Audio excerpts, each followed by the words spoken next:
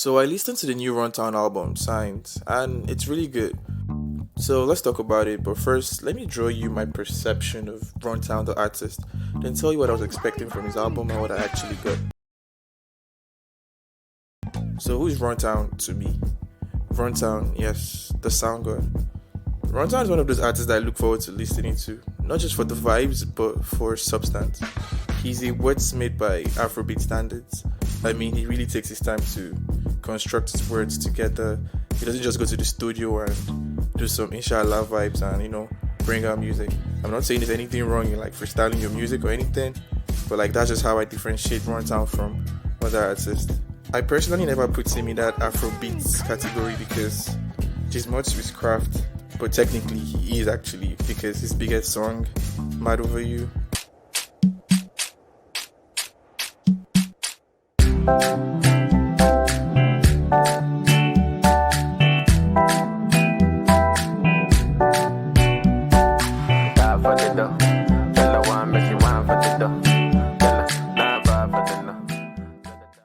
Runtown has always struck me as an artist, like how we say a rapper's rapper, and there's really no surprise because he's actually like a producer, so it's fine. Plus, he also calls himself the sound god. Anybody who calls himself a god at anything knows what the F they are doing.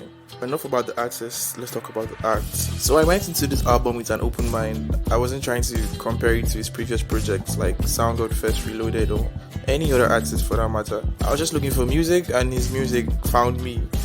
From the album cover, I was already hooked. From the black and white themes, the dollar sign as the S in Signs, the gold grilled in his teeth, and the actual title of the album, Signs.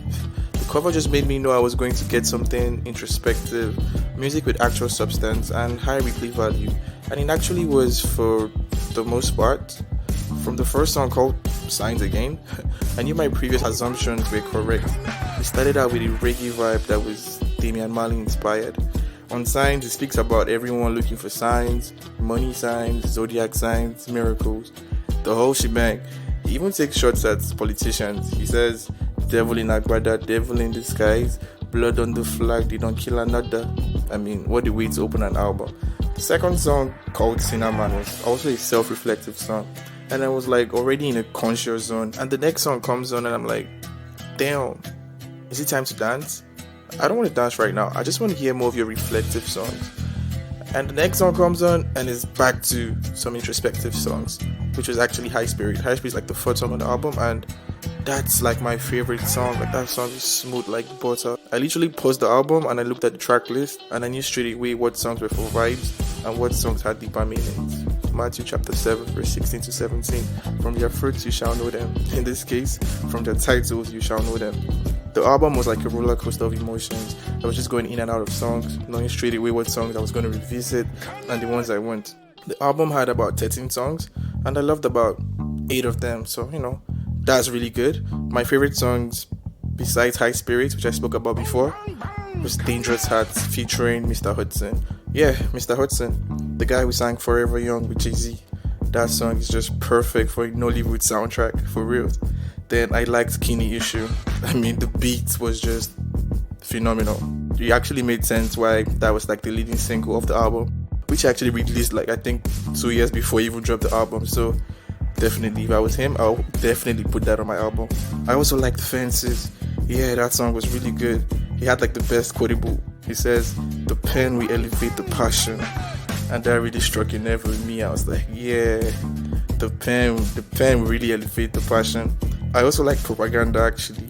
The song reminded me of like old Runtown, like Yoruba sounding Runtown, if that even makes sense. I also like Mic Check, which was really, really good. So yeah, let's go to the pros of the album. The pros, straight off, the production on the album was top notch. Maestro made most of the beats and the vocals were good. It was pristine, it was clean. Like any song he said sound good on was a masterpiece. Like if he said, oh, sound good, whatever, that song was going to slap. I love the intro and Cinnamon, like that was very, very good. I like that too. The features were good. He only had 2 features on this album, which was Mr. Hudson and Jamal Piper. He actually let the features like do their own thing, be in their own zones. I can see like lots of Nigerian artists now hitting up Mr. Hudson like to do a song. So when that happens, let's all give credit to Runtown because he set the play. The length of the album was actually good, 13 songs. And now to the cons of the album. I actually just have two issues. Actually, just one issue with the album, and that was the sequencing. I'm not a fan of the way the songs were arranged. Like, that's just me personally. I was going from deep songs to vibey songs and back to deep songs, which all led to like lack of cohesion. Like I'll be on a song and I'll be tempted to skip to the next song because I was searching for a particular feeling the previous song gave me. I was just searching for dopamine. I wish he just did it like the regular way artists do it, side A and side B. Keep all your vibey songs as the first part, then the more conscious songs as the second part. Like that would have been really good. Then also, there were some songs which had generic Afro beats. Like the beats were super generic. I mean, he still killed it, but it felt like Runtown was doing a cover to a popular song. Like, I could hear some songs and I'm like, oh, Burna Boy should be on this one. Oh, this guy, Whiskey or whoever this is the kind of beats he would take. That kind of thing.